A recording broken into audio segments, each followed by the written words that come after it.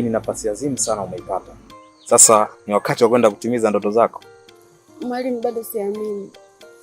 Sasa inabidi uamini, sababu huu ndo mwanzo mzuri wa kwenda kutimiza ndoto zako.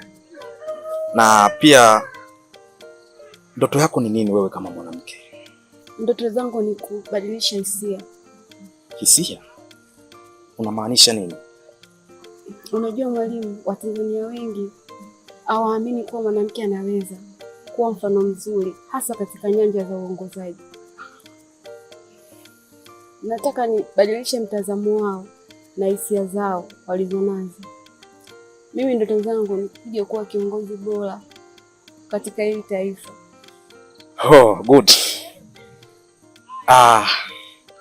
Sina shaka juu ya uwezo uliokuwa nao.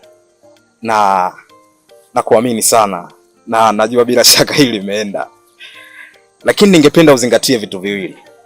Nikimaanisha malengo na familia. Ili kuzingatia kile ulichokilenga, ni lazima uifanye familia yako ushindi kupitia wewe. Hongera sana. Asante. Nakutakia baraka na ufanye vizuri huko unapoenda. Naamini sitakuangusha. Sawa sawa. Mimi naenda. Kwaheri. Safari njema.